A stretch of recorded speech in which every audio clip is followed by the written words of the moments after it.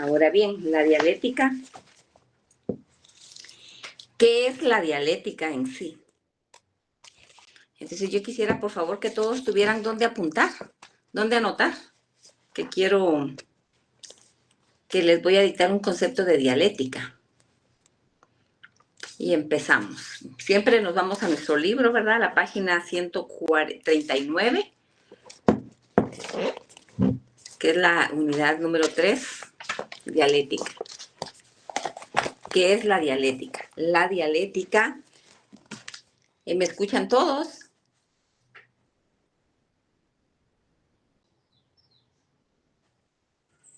Sí, licenciada. Perfecto. La dialéctica es el método de razonamiento y argumentación que implica la confrontación de ideas opuestas o contrarias para llegar a una comprensión más profunda.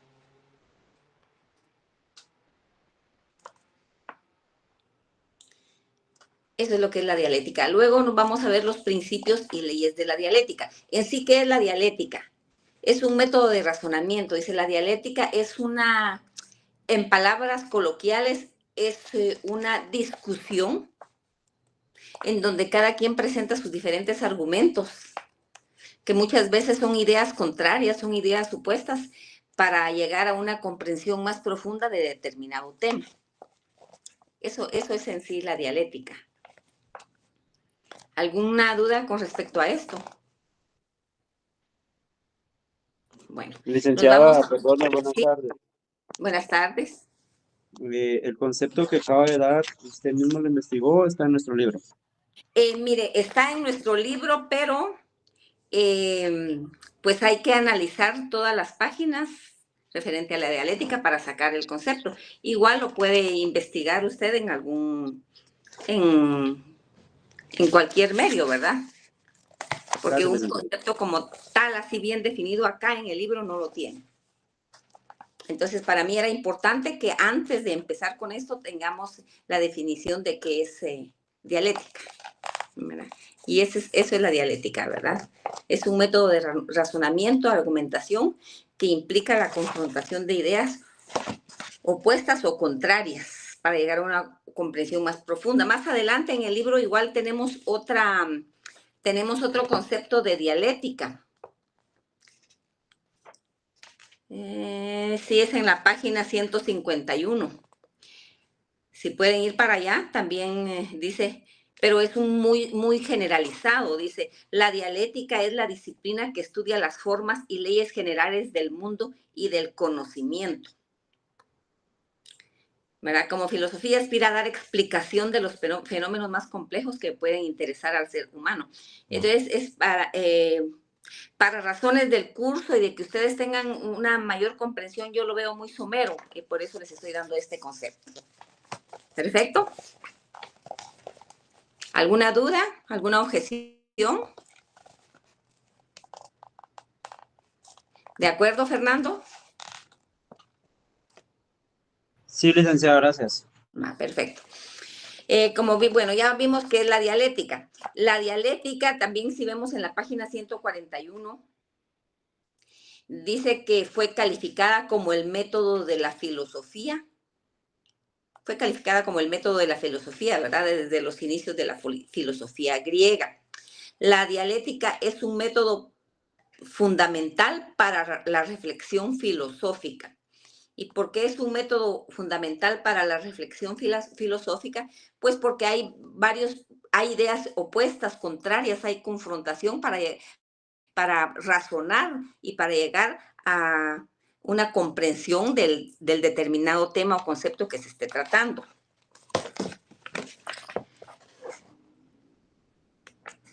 En cuanto a los principios de la dialéctica,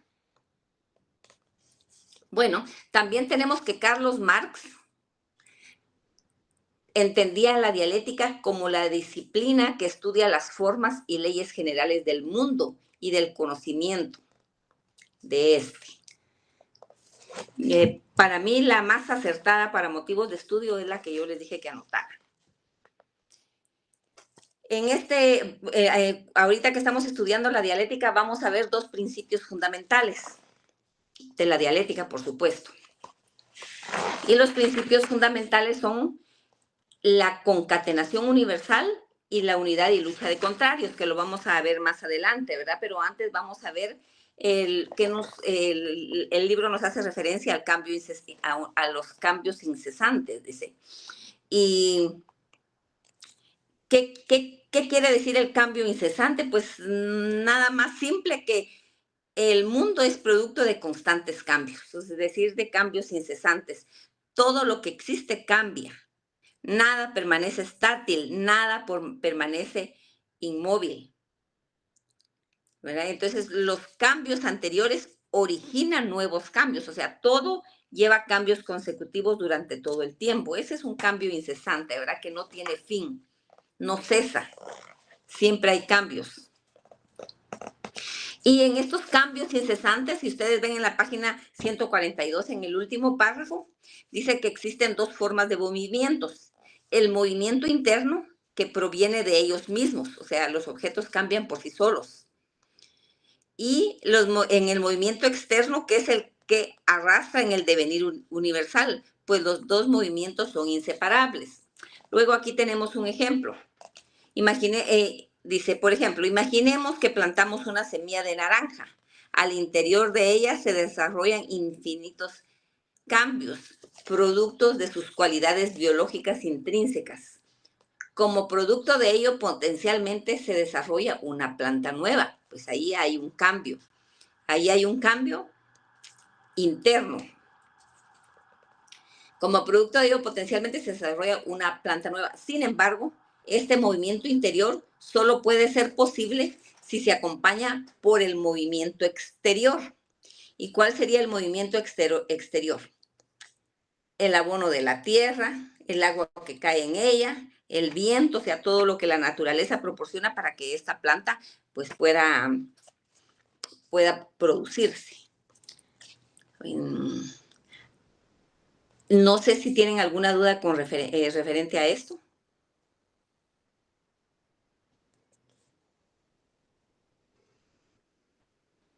Bueno, igual dice, bueno, hay muchos ejemplos con relación a esto, ¿verdad? Y el libro nos menciona que nuestras ideas también tienen constantes cambios.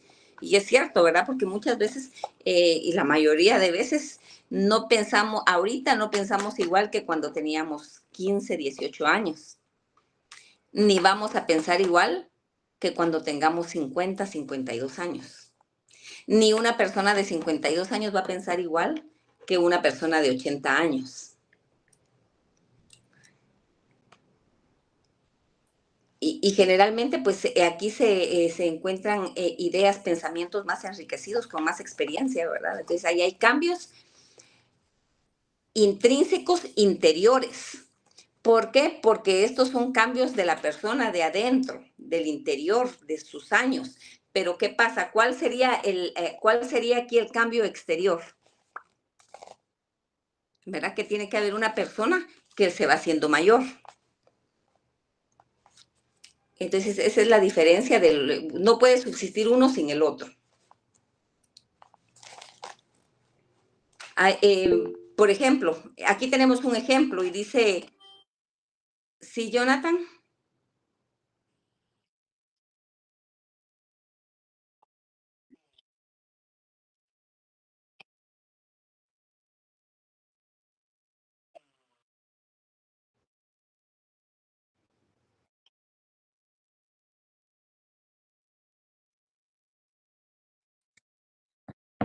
Sí, mire, eso lo vamos a ver. Esa viene siendo para nosotros, lo vamos a ver más adelante, y va a ser una regla, va a ser una categoría de la dialéctica, y lo vamos a ver más adelante, que si hay mal, hay bien, si hay bien, hay mal, si hay causa y efecto. ¿Ya? Eso lo vamos a ver más adelante. Entonces, los cambios incesantes es que todo lo que existe siempre va a estar en cambio constante. dícese desde las personas, animales, plantas, ideas, objetos, todo va cambiando con el paso de del tiempo. Ahora bien, dice que a la dialéctica no le interesa solo el movimiento superficial, el que puede percibirse rápidamente. Por el contrario, a partir del movimiento evidente, busca explicar el cambio profundo.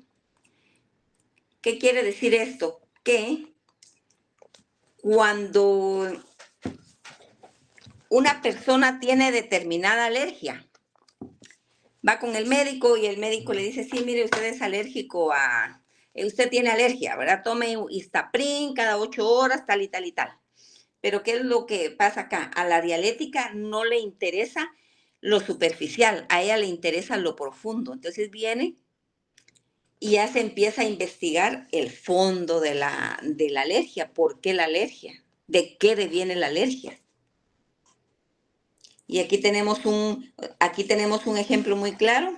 Tal vez Fernando lo puedes leer al final de la página 143. Muy bien, licenciada. Dice, superficialmente se percibe que una persona infectada con cáncer corre mucho riesgo de morir, pero la dialéctica penetra más allá y trata de explicar por qué surgió el cáncer, cómo se desarrolla y en qué condiciones se fortalece. De esa manera puede buscar mecanismos de prevención o profundizar para encontrar fórmulas para su curación. Así es. Como podemos ver acá, entonces, ¿quiénes realmente son las personas? Los científicos son personas que utilizan la dialéctica, porque ellos se van a lo profundo, ellos investigan. Es por eso que ahora hay asociaciones contra el cáncer, asociaciones contra el lupus, asociaciones contra toda clase de enfermedades, ¿verdad? Porque ellos no solamente son médicos que no solamente están viendo la enfermedad de manera superficial, sino la están viendo a profundidad. Podría ser, por acá en el libro hay un ejemplo para otro punto, pero igual lo podríamos aplicar a esto, ¿verdad? Que las personas, la obesidad, muchas personas son obesas, van con el nutricionista y le dicen deje de comer azúcar, deje de comer esto, porque tiene sobrepeso. ¿Qué es lo que pasa? Vienen los investigadores, la dialéctica y dicen, bueno, ¿cuál es la razón del sobrepeso? Y puede ser que hagan exámenes psiquiátricos, psicológicos, de por qué la persona come demasiado o por qué tal producto pues le hace que suba un poco más de peso. Entonces ahí la dialéctica se va a lo profundo, no solo a lo superficial. Y como dijimos anteriormente, pues vamos a ver los principios fundamentales de la dialéctica. Dentro de estos tenemos la concatenación universal, que sería el principio número 1, que está en la página 144, si ustedes lo pueden ver, 12.2. Y tenemos en la página 145, 12.3, el principio de unidad y lucha de contrarios. Entonces yo quisiera que anotaran, por favor, qué es la concatenación universal. Este principio se refiere a la idea de que todo el universo, tanto material, ideal, como ideal, están interconectados y en constante interacción.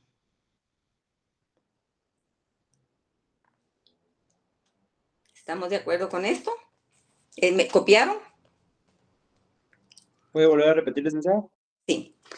Vamos con el principio de concatenación universal. Este principio se refiere a la idea de que todo el universo, tanto material como ideal, está interconectado y en constante interacción.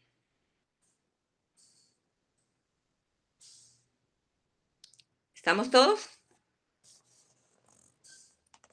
Dice, en el libro dice, en el punto de concatenación universal, en el segundo párrafo, nada existe aisladamente. Cabal, pues la lógica es que hay concatenación, hay unión, ¿verdad? Porque nada existe aisladamente. Dice, aislar un hecho, un fenómeno y mantenerlo luego en aislamiento mediante el entendimiento es privarlo de sentido, de explicación, de contenido. A este principio se le llama concatenación universal, es que todo se relaciona con el resto de las cosas. Entonces es lo que dice, lo que dije en el concepto, ¿verdad? La idea de que todo el universo, tanto material como ideal, están interconectados. ¿Alguna duda con esto?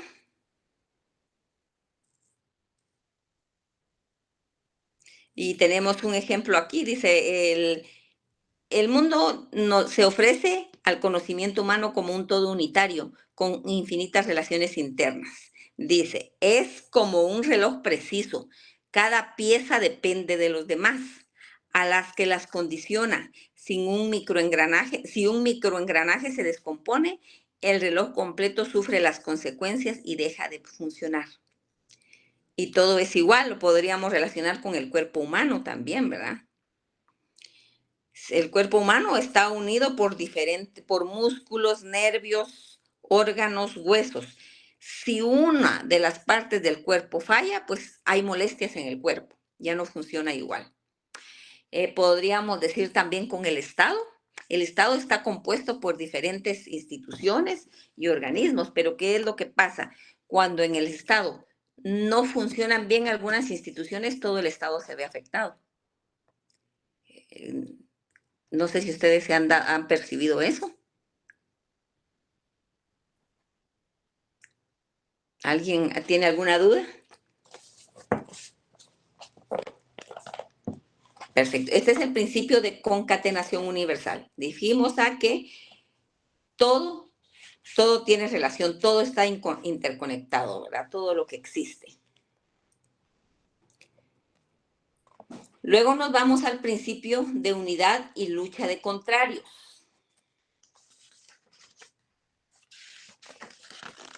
El principio de unidad y lucha de contrarios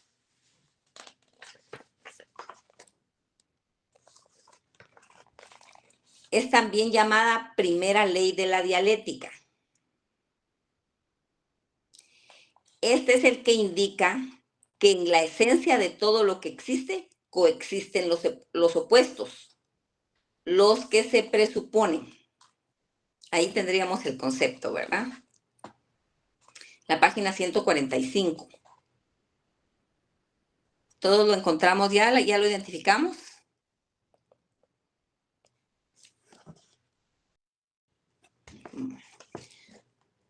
Dice, aquí hay un párrafo resaltado, ¿verdad? En un ser vivo están implícitas real y potencialmente la vida y la muerte. ¿Qué quiere decir? Que existen los opuestos. Era lo que me estaba hablando Jonathan, ¿verdad? De lo bueno y lo malo. Una batería, dice, tiene sentido solo porque en ella están presupuestas las fuerzas opuestas, positiva y negativa. Si no, no funcionaría. Y lo mismo sucede con las ideas. Se presentan siempre como parejas de opuestos. El significado de una depende y genera del significado del opuesto. Y aquí vamos lo que decía Jonathan en la página 145. Jonathan, si me hace favor de leerlo.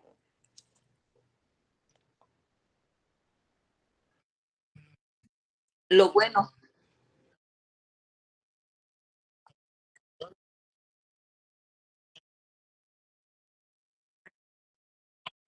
Ajá.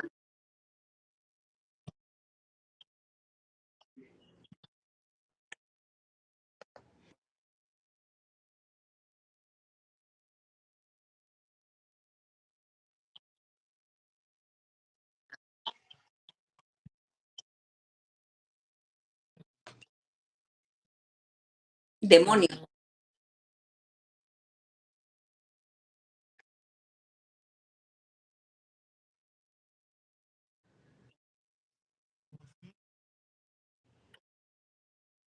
Uh-huh.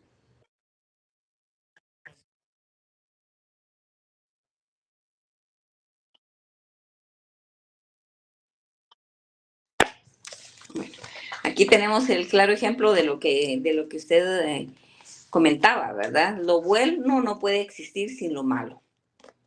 Entonces, esto es la lucha de contrarios, ¿verdad? Indica que la esencia de todo lo que existe coexisten los opuestos, que es el concepto que está en el primer párrafo después del título. Dice al final de la página 45, a manera de lectura nada más.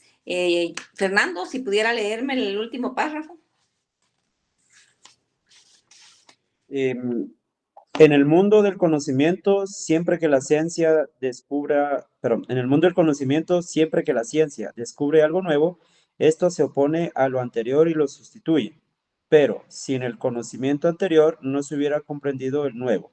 A la vez, este nuevo está destinado a dar paso a otros novísimo.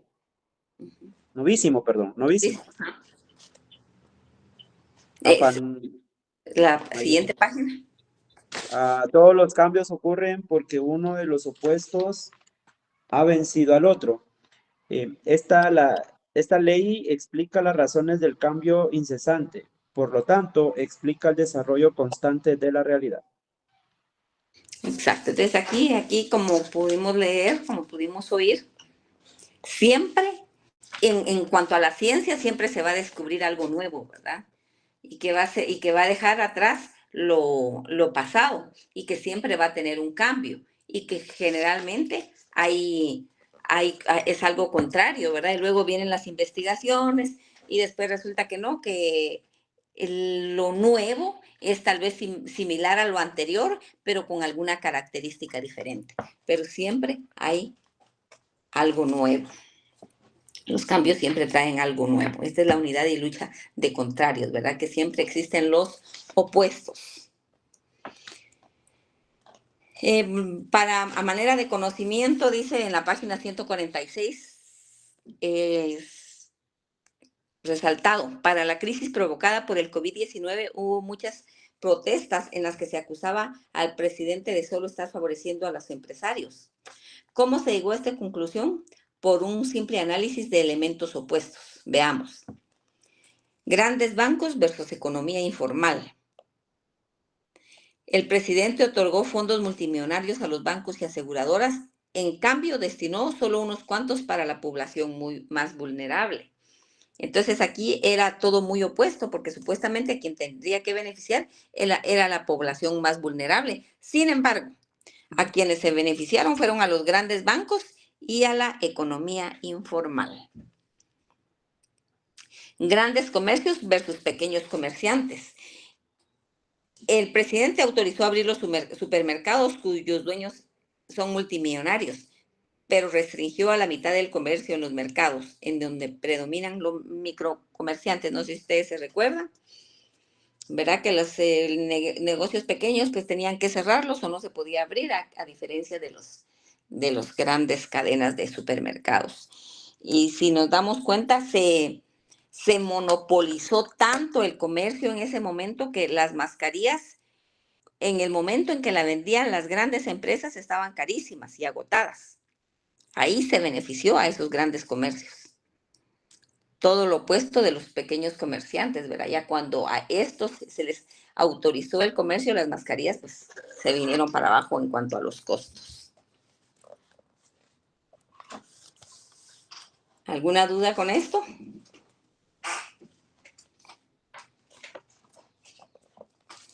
Bueno, ahora vamos a la página 147.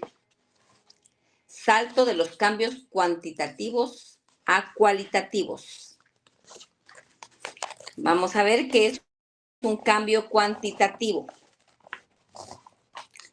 Un cambio cuantitativo, lo pueden subrayar, página 147, un cambio es cuantitativo cuando no provoca la transformación de la esencia del objeto. Y ahí tenemos un claro ejemplo, ¿verdad? Un cuaderno lo sigue siendo después de que el estudiante escribe en él algunos apuntes. El cuaderno sufrió algunos cambios cuantitativos. Sin embargo, estos no alteraron su naturaleza. Los cambios cuantitativos representan el crecimiento que en realidad experimenta sin que pierda su esencia. O sea, un cambio cuantitativo es cuando algo sufre algún cambio, pero no altera su esencia. A ver, ¿quién me puede dar algún ejemplo de esto? A ver, una mujer.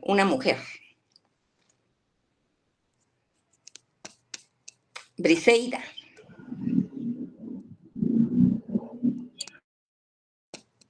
Un ejemplo de un cambio cuantitativo.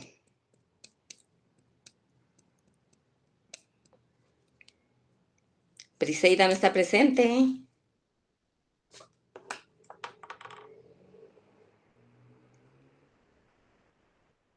Sí, licenciada, pero no tengo a la mano el libro o estoy todavía llegando a mi casa, disculpe. Perfecto. Mire, pues un cambio cuantitativo, ¿qué le podemos decir? Tal vez hasta irrisorio. Sería, sí, María Celeste. Un ejemplo podría ser no sé si está bien, el crecimiento de una planta, que la forma, el tamaño en que va creciendo no cambia la planta, pero sí. Claro, por supuesto. La planta sigue siendo la planta, ¿verdad? No sufre cambios. O sea, sí sufre cambios, pero no alteran su esencia. Un rosal, se siembra un rosalito, ¿verdad? Y sigue creciendo, pero sigue siendo un rosal y va a seguir siendo un rosal por toda la vida. Esos son los cambios cuantitativos. ¿Y alguien más levantó la mano?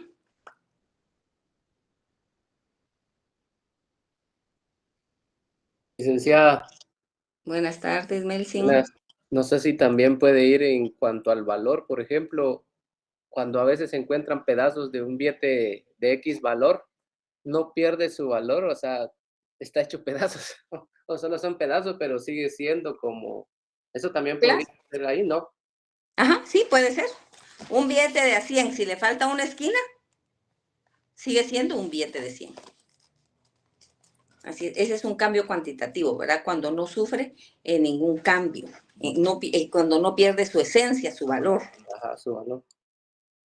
Ahora vamos con los cambios cualitativos. Este es cuando provoca una transformación de la esencia del objeto.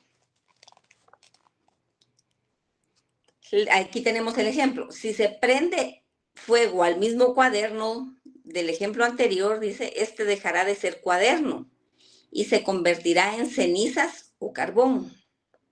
Es decir, el cuaderno sufrirá un cambio cualitativo, pues su naturaleza se transformará. Se me viene un ejemplo irrisorio, ¿verdad? Una libra de harina. Si usted a la libra de harina, si a una caja de harina de panqueques, usted le saca un poco de harina, igual sigue siendo harina de panqueque, harina para panqueque.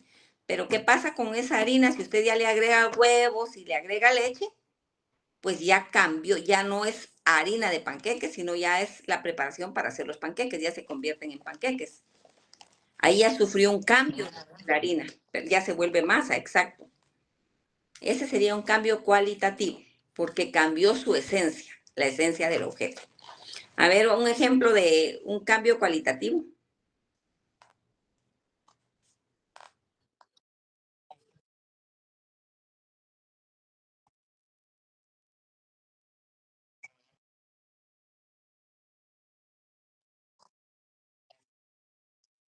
Claro,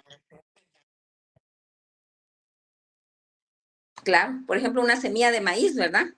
Al momento de sembrarla y esta ya se reproduce, ya no es una semilla de maíz, ya es una planta, ¿verdad? Ahí ese es un cambio cualitativo. Otro ejemplo muy claro, muy sencillo también sería las manzanas. Si usted le quita un pedazo a una manzana, pues sigue siendo una manzana, ¿verdad? Si usted le da una mordida, sigue siendo una manzana. Pero ¿qué pasa si usted cocina la manzana y le echa azúcar? Ya se vuelve una jalea de manzana, entonces ahí ya cambió la esencia. ¿Alguna duda? Perfecto. Vamos a leer un ejemplo aquí, les voy a leer un ejemplo que está aquí en la misma página 147. Dice, un niño sufre cambios día con día. Le crece el pelo, su estatura aumenta, conoce nuevas personas, aprende algo nuevo en la escuela. Todas estas transformaciones son cuantitativas, puesto que no provocan que el niño deje de serlo. Sin embargo, las evoluciones biológicas se van acumulando hasta provocar que el niño modifique su voz. Logra una estatura alta, los huesos se le alarguen, el vello púbico aparezca, etc. Sus conocimientos se van acumulando hasta lograr que el niño deje el pensamiento mágico que tenía y construya una visión más realista. Sus amistades se van ampliando hasta lograr que ya no vea a la familia como única fuente de sentimientos. Todo esto provoca un cambio cualitativo, pues logra convertir a un niño en adolescente y luego es un adulto. Entonces, ahí hay cambios cualitativos en la persona. Y lo mismo pasa con el mundo del conocimiento, ¿verdad? Las ideas van cambiando, como lo dijimos anteriormente, todos con el pasar de los años tenemos diferentes ideas. Entonces, ahí sí hay cambios cualitativos, porque cambia la esencia del pensamiento. ¿Verdad? Y algo pues que para su conocimiento es que un cambio cualitativo es detonado necesariamente por un cambio cuantitativo. Por ejemplo, retomemos el ejemplo del niño. El niño pues va teniendo cambios pequeños, constantes, que no van alterando su esencia como niño. Pero con el tiempo estos cambios se van volviendo cualitativos porque ya lo van convirtiendo en una persona adulta.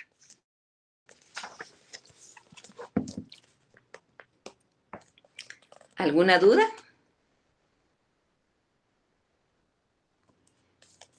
Ahora vamos a ver la negación de la negación. Dice, ¿qué es la negación de la negación? Es cuando un objeto, en la página 148, lo deberían de subrayar, por favor. Es cuando un objeto o idea sufre un cambio cualitativo. O sea, ¿qué es la negación de la negación? Pongamos atención. Es cuando objeto o idea sufre un cambio cualitativo, o sea, cambia su esencia. Lo que resulta es una negación de su estado anterior.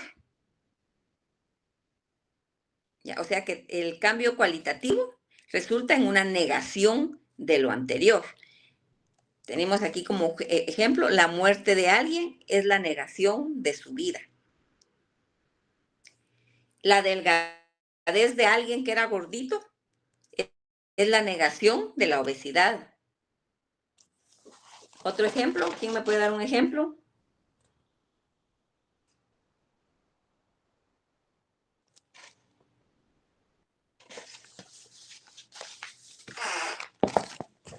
Bueno, sin ir muy lejos, un ejemplo es la adultez de una persona es la negación de la niñez de esa misma persona.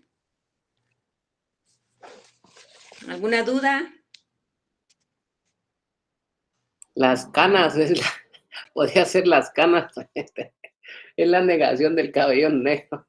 Claro, claro, pero lo bueno es que no me dijo es la negación de la juventud, porque hay personas jóvenes que tienen canas, ¿verdad? Sí. Ahora las arrugas son seguras, dice, entonces las arrugas sí son la negación de la juventud. ¿Verdad? Y bueno, esta ley de la negación, nos vamos a la página 149. Esto explica cómo ocurre el desarrollo por saltos y en espiral. ¿Y qué significa el desarrollo por saltos? Eso por favor subráyenlo. Dice que esto implica que cada nueva realidad involucra un salto desde una situación anterior, antigua, vieja o como le llamen, y contiene potencialmente elementos positivos para esta. Por ejemplo, un niño se convierte en adolescente. Ahí hay un salto. El adolescente se convierte en adulto. Ahí hay otro salto. Entonces, también si lo vemos como una espiral, puede ser, si ustedes lo marcan como una espiral, ¿verdad? Va dando vuelta, va dando cambios y va dando saltos. Por lo tanto, cada cambio cualitativo significa un salto en el desarrollo de la realidad.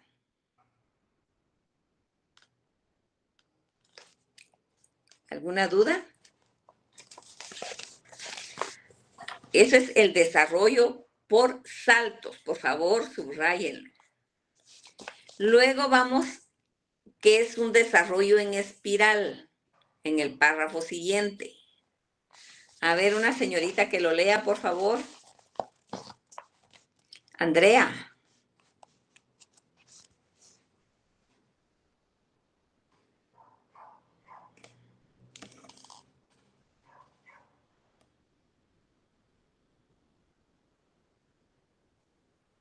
Andrea no está presente.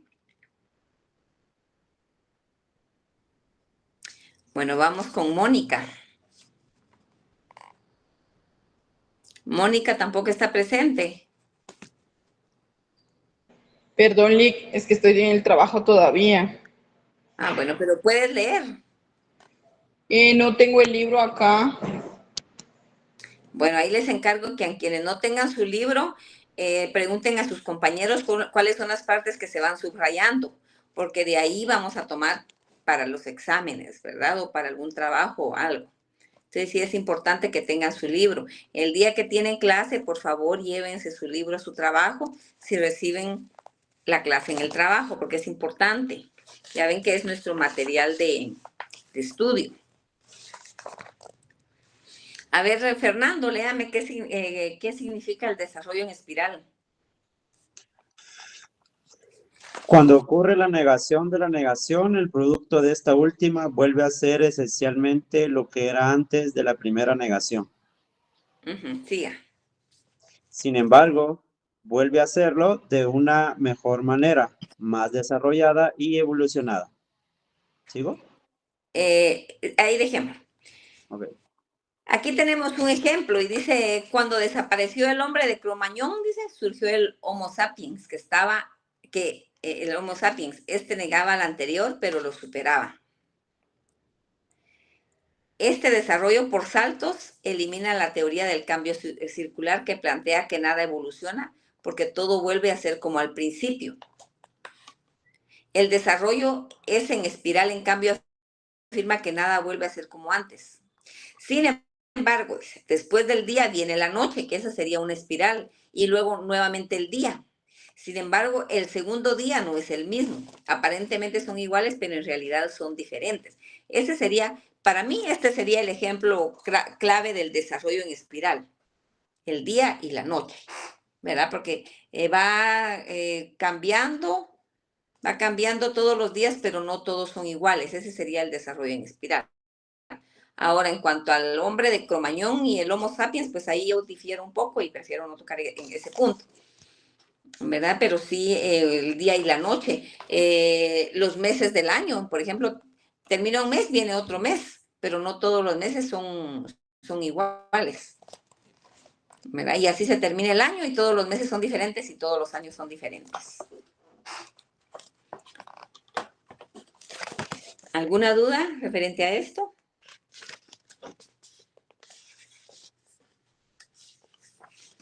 Perfecto, entonces ahí terminamos, bueno, no terminamos, sino terminamos con esa unidad. Y vamos a seguir con las categorías y reglas de la dialéctica, por supuesto, en la página 151.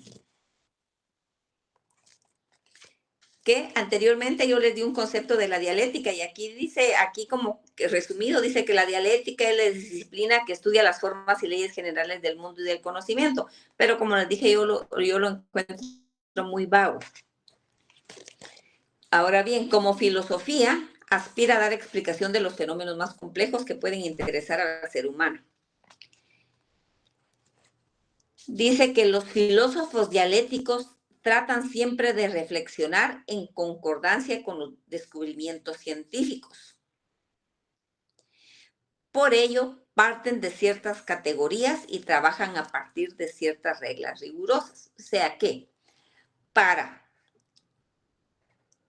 reflexionar, para que en cuanto a la dialéctica, para que haya concordancia, ellos determinan ciertas categorías, ciertas reglas, es decir, como ciertos puntos, de aquí vamos a partir, ¿verdad? Para hacer para que sea una dialéctica pura, para que haya un análisis filosófico.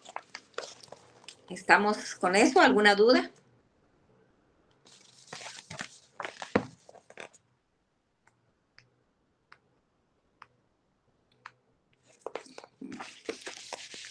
Vamos con qué es una categoría. Categoría, se le llama categoría, subráyenlo por favor, a los conceptos más generales con los que el ser humano ordena la realidad. Estos se expresan siempre por medio de palabras. ¿Se recuerdan que a algún momento dijimos que un concepto es una palabra? ¿Verdad? Entonces, una categoría son conceptos, son palabras. ¿Verdad? Son palabras con las que se expresa lo que uno quiere decir, son palabras con las que se ordena la realidad. Kant, uno de los filósofos, concebía las categorías como ideas puras. Para él las categorías no eran ni más ni menos que las ideas puras. Ideas puras del entendimiento. Según este filósofo, son puras porque no provienen de la experiencia. Luego, en la página 151 dice, las categorías son como los conceptos esenciales, de los que parte el ser humano para reflejar la realidad en su conciencia. O sea, los conceptos esenciales son las palabras que el ser humano tiene para reflejar la realidad o lo que él quiera expresar. Esas son las categorías, son las ideas, ¿verdad? Y está ahí ya, por favor, subrayen qué es una categoría.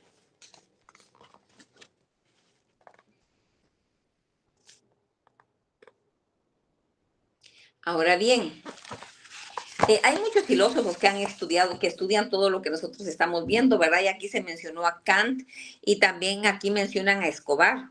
Y Escobar define como categorías y reglas, dice, son aquellos conceptos fundamentales de máxima extensión que se pueden aplicar en todas las cosas.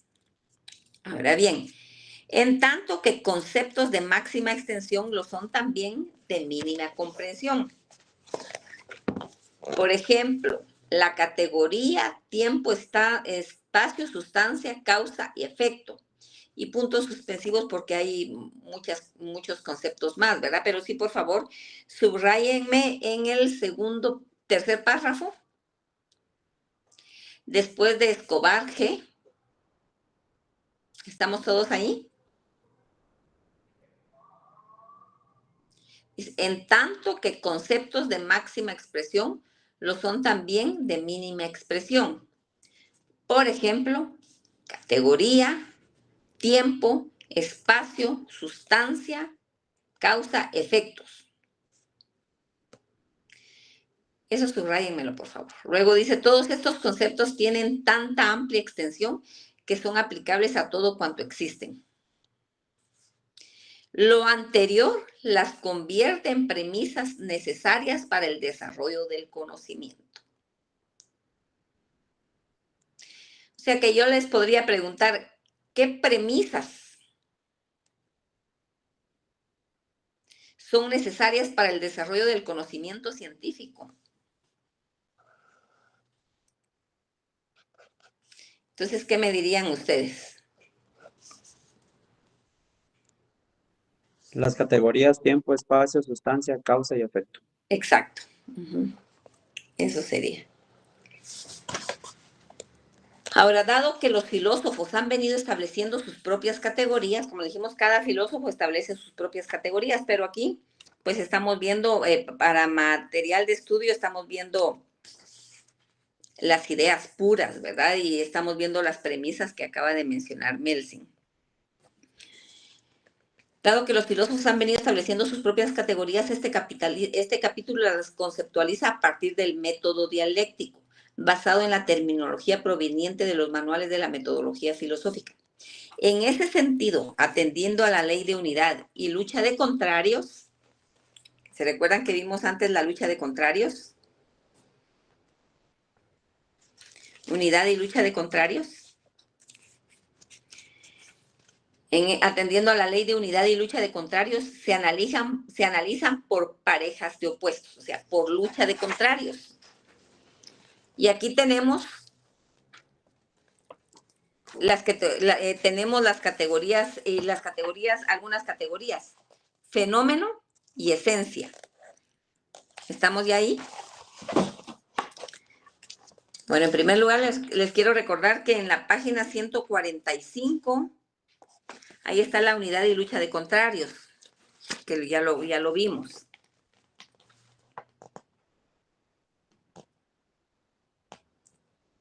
Aquí estamos viendo las principales categorías de la unidad y lucha de contrarios. ¿Cuáles son? Fenómeno y esencia, causa y efecto, necesidad y casualidad, contenido y forma, posibilidad y realidad. Estas cinco categorías que estamos viendo acá vienen de una vez con sus contrarios, ¿verdad? ¿Estamos de acuerdo? ¿Estamos en eso? ¿Alguna duda? El fenómeno siempre va a estar unido a su esencia.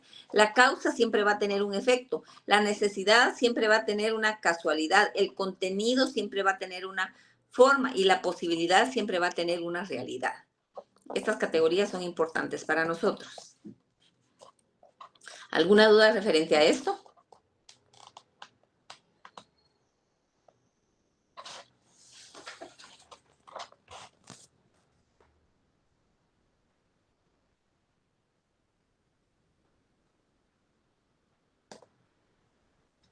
Perfecto. Bueno, vamos ahora con la categoría de fenómeno y esencia. Eso subráyelo, por favor.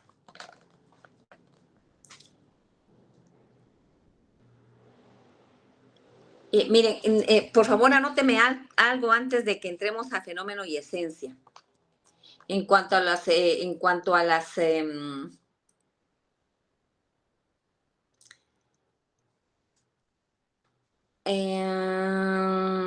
les voy a decir, en cuanto a la ley de unidad y lucha, por favor, pongan que esto, anótenlo ahí en su margen del libro, implica que las cosas y procesos,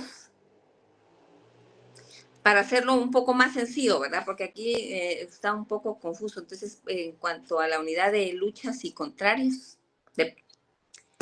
implica que las cosas y procesos están compuestos.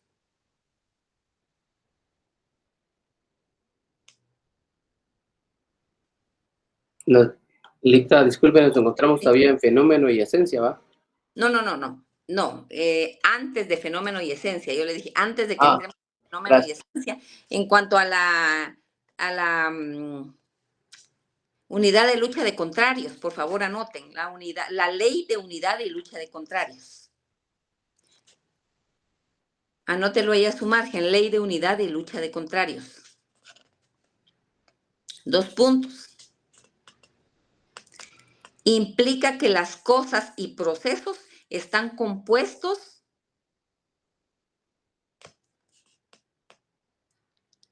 por elementos opuestos.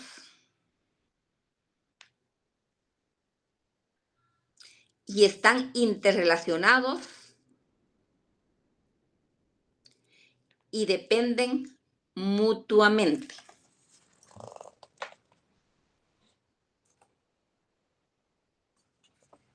¿Todos copiaron? ¿Alguien que no haya copiado? Bueno. Entonces, luego aquí vamos con cuáles son estos procesos. Aquí tenemos fenómeno y esencia, causa y efecto. ¿Qué quiere decir con estas 5 categorías que están acá? Que están compuestas por elementos opuestos, pero están interrelacionadas. Dependen mutuamente una de la otra. No va a existir solo fenómeno sin su esencia, como ya lo habíamos visto anteriormente. No va a existir solo posibilidad sin realidad. Ahora sí vamos a ver qué es fenómeno y qué es esencia. Se llama esencia a la característica que define un fenómeno como tal. Por ejemplo, un elemento esencial del ser humano es su capacidad de razonamiento. ¿Sí? Dice que esto lo diferencia y lo hace único. Estamos ahí, ¿qué es esencia, verdad? Y por favor, subrayenlo. Y luego vamos con qué se llama fenómeno. Es la forma concreta en que se presenta una esencia en un objeto determinado. Luego ahí tenemos un ejemplo. Aunque todo ser humano es racional, esta capacidad se evidencia de diferente manera en cada persona. Algunos presentan gran desarrollo matemático, otros tienen habilidades verbales, unos más desarrollan sus capacidades técnicas, etc. Estas características particulares constituyen los fenómenos en los que evidencian la esencia racional del ser humano. O sea, ¿qué vemos acá? Que la esencia, bueno, les voy a poner un ejemplo. La persona humana, aquí podríamos decir que la persona humana, lo esencial de una persona es su espíritu, ¿verdad? Ahora, el fenómeno sería la forma física en que esta es, ¿verdad? Que unos son altos, otros bajitos, otros gorditos, otros chaparritos, otros rubios, morenos. Entonces, ahí tenemos la esencia y el fenómeno. ¿Alguna duda con esto, jóvenes?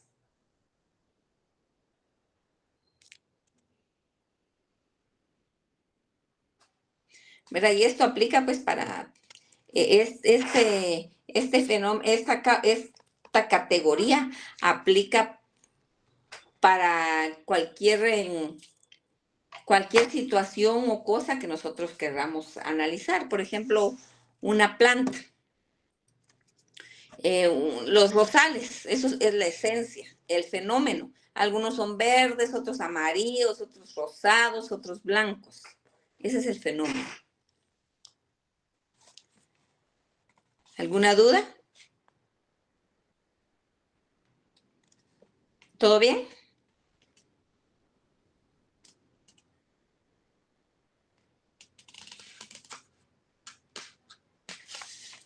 La esencia, dice en la página 153, en el párrafo 1, 2, 3, 4, 5.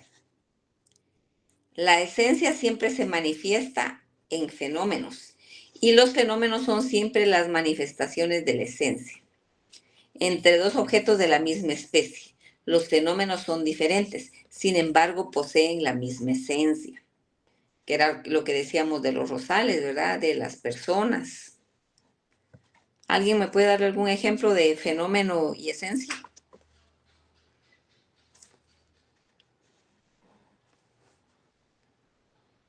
Dice, fenómeno y esencia son opuestos. El fenómeno es perceptible, mientras la esencia es solo inteligible, razonable, abstracta.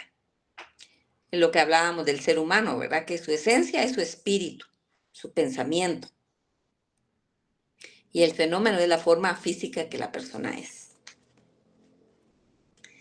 Y miren qué interesante, dice que la ciencia busca la esencia de los fenómenos.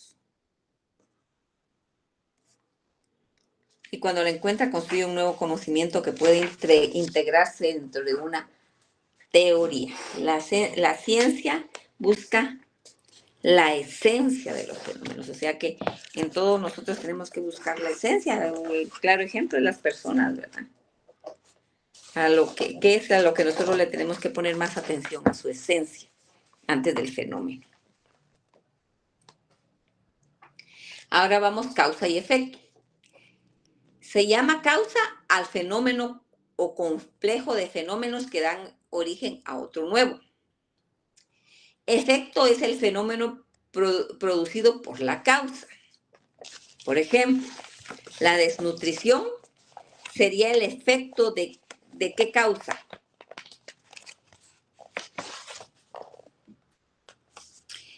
De la falta de una nutrición adecuada, de la falta de alimento, ¿verdad? ¿Cuál es la causa que este niño esté desnutrido?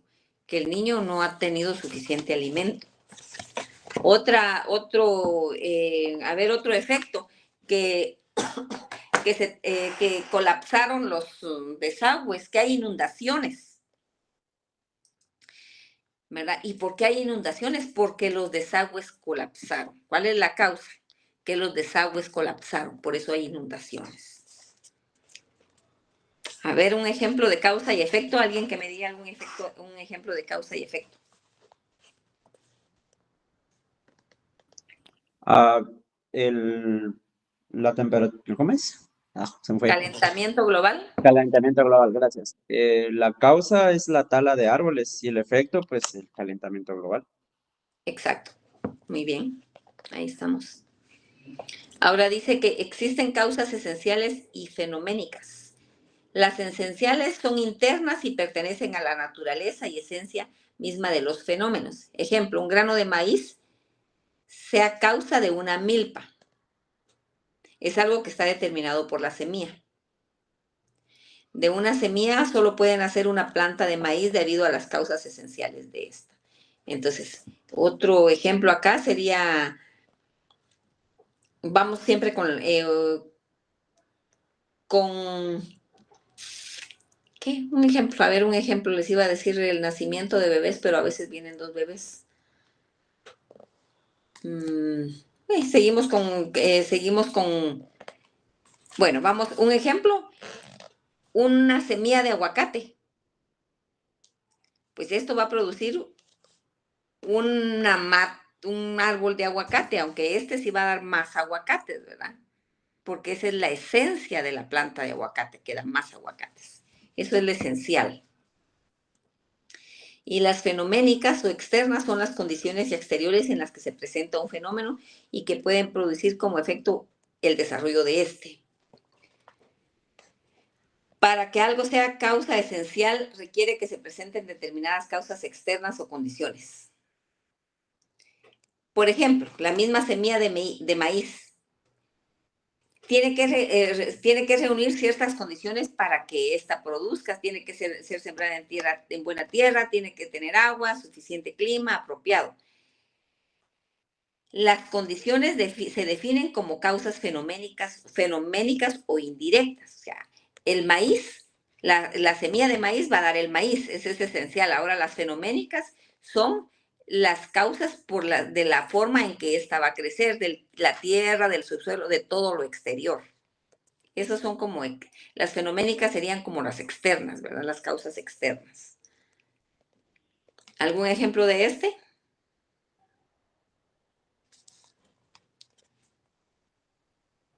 El crecimiento de un niño. Ese sería, sí. Sí, el crecimiento de un niño sería esencial. Ahora lo fenoménico sería en qué condiciones existe, ¿verdad? Si le dieron buena nutrición, si no está bien nutrido, todo eso sería lo fenoménico. ¿Estamos ahí? Bueno, ahora vamos con la categoría de necesidad y casualidad. Se dice que algo es necesario cuando su presencia o acción es inevitable o independiente a la voluntad humana. Necesario es lo que inevitablemente ocurre. Yo creo que en necesario nos vamos a basar en esto. Necesario es lo que inevitablemente ocurre. Por ejemplo, aquí hay un ejemplo. Por ejemplo, si se suspende un cuerpo en el aire, necesariamente caerá a la tierra. Si un poco de agua en estado líquido se coloca así, necesariamente hervirá. O si meten un vaso de agua al refrigerador, necesariamente se convertirá en hielo. Aquí es cuando la causa, que en este caso, por ejemplo, pongamos el agua, ¿verdad? En este caso la causa es agua. Si se pone en fuego, va a hervir. Eso es necesario. Y si se pone en frío, se va a congelar. Eso es necesario. ¿Estamos claros en eso?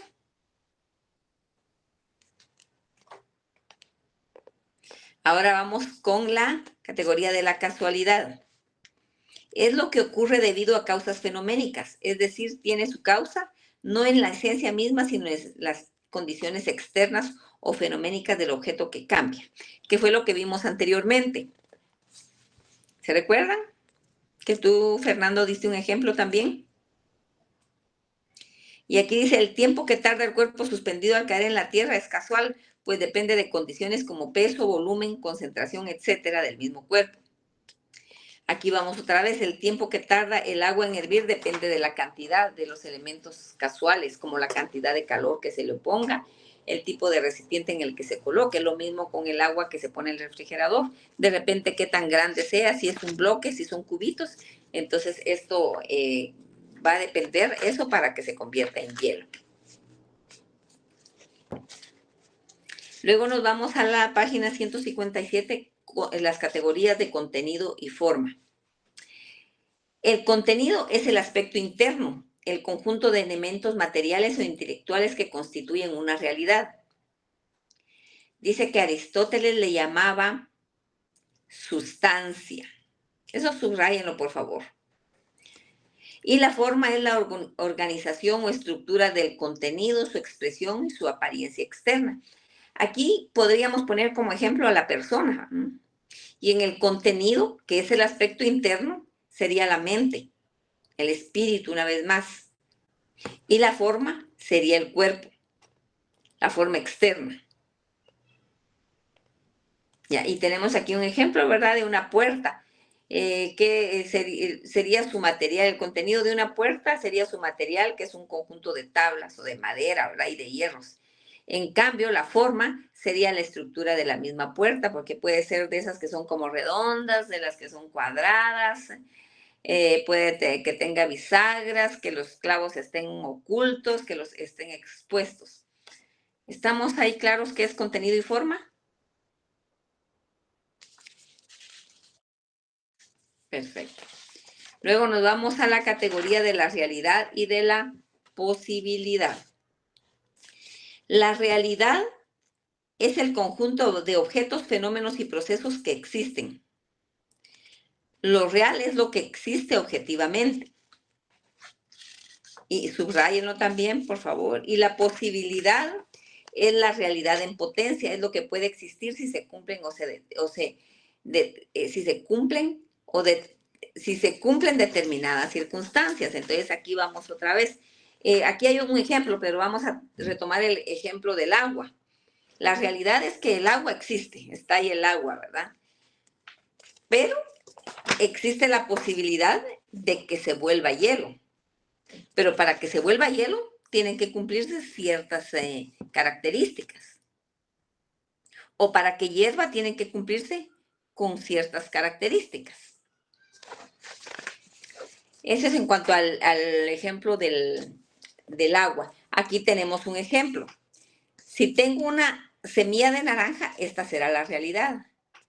Y de ella se derivan múltiples posibilidades. Que germine y que se convierta en una planta. O bien que no encuentre las condiciones para desarrollarse, muera, abone la tierra y sirva como alimento para otras plantas. Que sirva como juguete a un niño, etc. Y las categorías de la realidad y posibilidad son las que tienen más evidente con las categorías de causa y efecto. O sea que aquí es dependiendo la causa, así será el efecto. Si la causa es, por ejemplo, una causa, volvamos al niño, si una causa del niño puede ser que se desarrolle bien o no tenga un desarrollo excelente, pero ¿de qué va a depender? De la nutrición, de la alimentación. Entonces aquí tenemos una vez más un ejemplo de lo que es la causa y el efecto, realidad y posibilidad, ¿verdad? Que serían las que más se asemejan. Ahí estaríamos llegando a lo que son las categorías y reglas de la dialéctica. ¿Alguna duda, jóvenes? Bueno, En la página siguiente, en la 159, tenemos las reglas del método dialéctico. Estas, por favor, yo quiero que ustedes las lean en su casa. Y el día de mañana les voy a subir una tarea. Quiero que la hagan en grupo. Son una serie de preguntas que quiero que me respondan, por favor, en grupo. Pues como ustedes han venido trabajando con los mismos grupos, no habría ningún problema. Las preguntas pues son sencillas, son básicas, no son del libro, aunque puede ser que las encuentren en el libro, pero lo más práctico es que ustedes las investiguen en cualquier medio que ustedes consideren para ustedes más accesible, ¿verdad? ¿Alguna duda sobre esto, jóvenes? Se terminó el libro, Lick. Se terminó, miren. Aleluya. Los felicito porque se terminó el libro. Y ya vamos a empezar con estos cuadernillos porque sí es importante, quisiera que los hiciéramos. Pues aquí yo ya tengo en la página 161, ya tengo algunas respuestas, pero lo vamos a ir haciendo en clase, algunos puntos como tarea, ¿verdad? Pero por el momento solo quiero decirles que sí, que el día de mañana les voy a subir la tarea para que me la entreguen el martes siguiente. ¿Alguna duda, jóvenes? Ahí estamos, licenciada. Gracias. Perfecto. Creo que van a ser 15. Tengo que ver el material. Perfecto. Licenciada, una pregunta. ¿El examen final viene entonces de la página 117 a la 159? Va a venir algo de ahí, pero no se preocupen, que ustedes van a entrar bien preparados al examen. Vamos a hacer trabajos, vamos a hacer algunos, algunos repasos que vamos a hacer, ¿verdad? Que sí es importante hacerlos. Ya la otra semana yo ya les estoy diciendo cómo va a venir el examen final. ¿Alguna otra duda, jóvenes? Bueno, y en realidad ya vamos terminando con el curso de filosofía, ¿verdad? Ya solo es prácticamente de retroalimentación lo que vamos a estar viendo en estos últimos días de clases. No sé cómo les pareció el curso, jóvenes. A ver, honestamente, díganme a quién le gustó. Porque en realidad filosofía hay a quienes que no les gusta. ¿Y qué vamos a hacer si no les gusta? ¿Perdón? ¿A quién le gustó, dijo? Sí, ¿a quién le pareció interesante? Pues sí está interesante el curso. Hay mucho, bueno.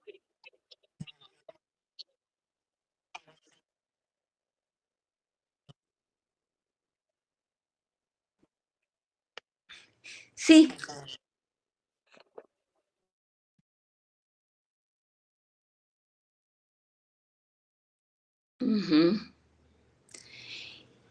Lo que pasa es que la filosofía realmente nunca se deja de estudiar.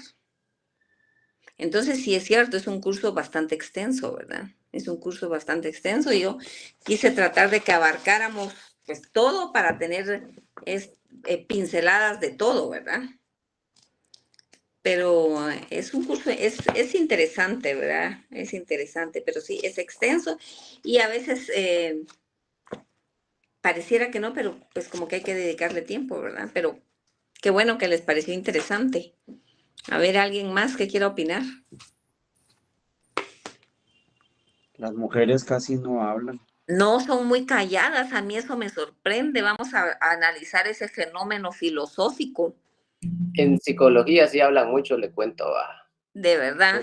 ¿Por qué será que ahí sí se ¿Por qué será que ahí sí se destapan? ¿Qué cursos llevan ustedes, jóvenes? En psicología, ¿quién las calla? Pero aquí todas calladitas. Ustedes llevan psicología. Sí, llevamos psicología, historia de Guatemala, comunicación y redacción y teorías de la investigación Y filosofía. y filosofía. ¿Y qué tal con teoría de la investigación? Pues bien, bastante, al menos de mi parte, bastante bien. ¿Perdón? Ahí también participan más las mujeres. Ah, de verdad. Ah, qué bueno. Y en comunicación y lenguajes, ¿no? También participan más las mujeres. Qué bueno. Ah, qué bueno. Historia es una clase interesante, pero ustedes llevan historia de Guatemala, ¿no? Sí, así es, licenciada. Historia de Guatemala. Qué bueno. Está bien, jóvenes. ¿Y cómo van en los otros cursos? ¿Ya van terminando el contenido? Ya también, ya solo nos están poniendo a hacer tareas como disposiciones o algo así, pero ya casi terminamos el contenido. Pues. El filosofía es el primer curso que terminamos el libro. Ah, ¿de verdad? Qué Sí. bueno.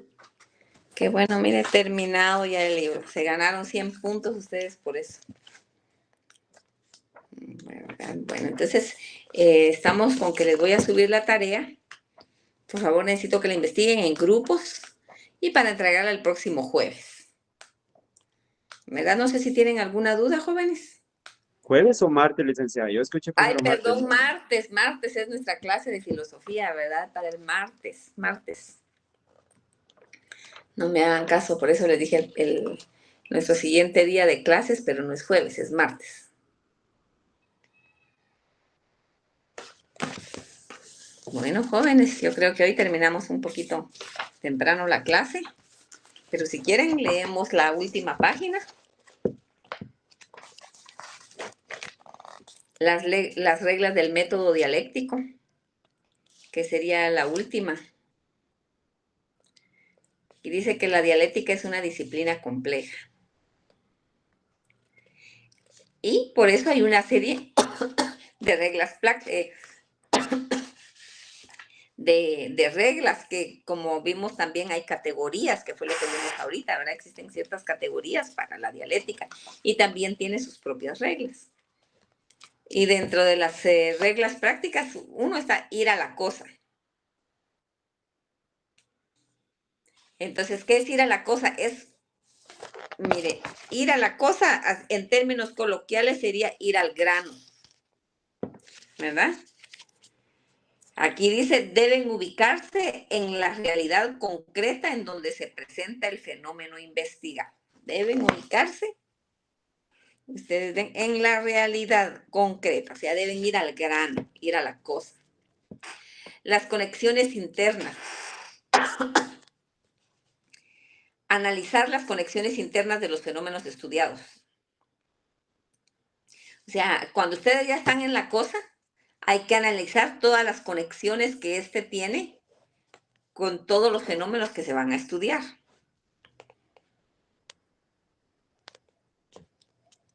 Luego dice las contradicciones. Ustedes, hay que ir a la cosa, hay que ir al punto. Hay que ver las conexiones que el objeto a estudiar, del objeto a estudiar. Y hay que ver qué contraindicaciones tiene el objeto a estudiar, o sea, el motivo, el punto, el concepto, la dialéctica. Dice, las contradicciones deben analizar los conflictos esenciales internos, los movimientos profundos que pueden poner en evidencia la tendencia que el movimiento del fenómeno pone en evidencia. O sea, ahí, pues, en palabras resumidas, son las contraindicaciones. Las contradicciones, ¿sabes? Ustedes tienen que ver qué es lo que contradice el concepto. Tienen que ir al punto. Tienen que analizar las conexiones que tiene la cosa que están investigando y tienen también que ver qué contradicciones hay entre esas conexiones y entre el punto. También tienen que ver las conexiones externas, o sea, en lo que se está analizando hay que ver qué conexiones externas tiene, no solo lo interno, sino lo externo. Luego tenemos las transiciones, ¿Qué es una transición? Es un cambio. Analizar los cambios, los pasos que resultan de la lucha de contrarios explicado antes. Perdón. Observar el fenómeno en su devenir, en su movimiento perpetuo.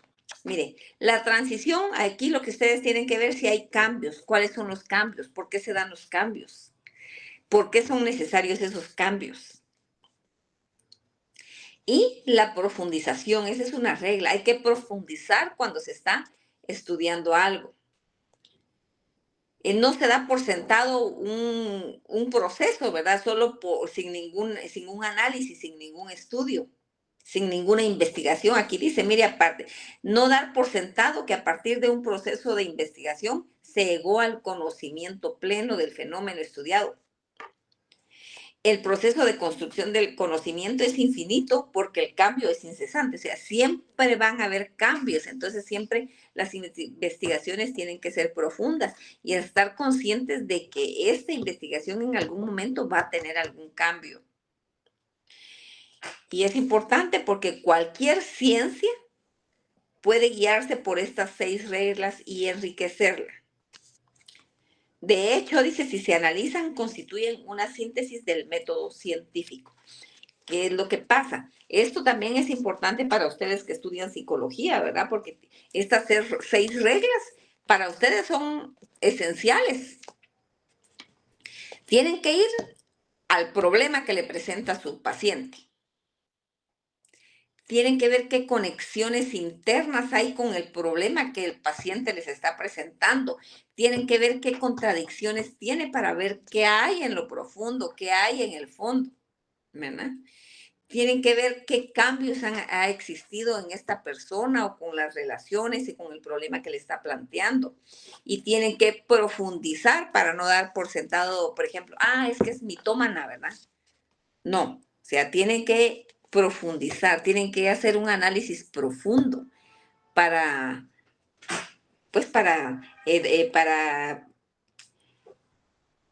que su conocimiento y su definición sea muy completo, ¿verdad? Y en el entendido de que esto puede tener cambios en cualquier momento.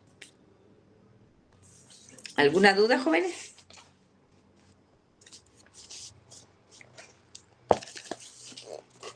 ¿Estamos bien? Sí, licenciada.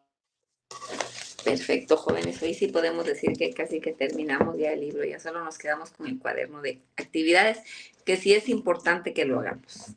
Y lo vamos a ir haciendo, ¿verdad? ¿Cuántas semanas nos quedan antes del examen, jóvenes? 3. O sea, 3 más o con esta 3. No, 3 más. Un mes más o menos. Ya. Licenciada, vamos a hacer Ya se les fue el primer semestre. ¿Perdón? Perdón, vamos a hacer, ¿cuántos cuadernillos de trabajo vamos a hacer? Yo creo que tenemos, ¿cuántos cuadernillos tenemos? Tenemos como 8, ¿verdad? 10 tenemos. Son 12, si no estoy mal. 12. Quisiera que hiciéramos los 12. Pero vamos a hacerlos en clase, ¿verdad? Entonces lo vamos a hacer rapidito. Vamos a hacer rapidito. Perfecto, jóvenes. Entonces, damos por terminada la clase el día de hoy. Nos vemos el siguiente martes, jueves les iba a decir, pero no, nos vemos el siguiente martes. Gracias, licenciada. Feliz noche. Estar pendientes del trabajo, jóvenes, por favor, no les encargo que me lo entreguen, porque pues ustedes, si no, ustedes pierden puntos y yo no quisiera que se quedaran con una clase como de, por supuesto que nadie se va a quedar, ¿verdad? Pero por favor entreguen sus trabajos. Buenas noches, jóvenes. Nos platicamos el Gracias, siguiente. licenciada. Feliz noche. Platicamos el siguiente martes. Feliz noche, licenciada. Buenas noches, buenas noches. Licenciada.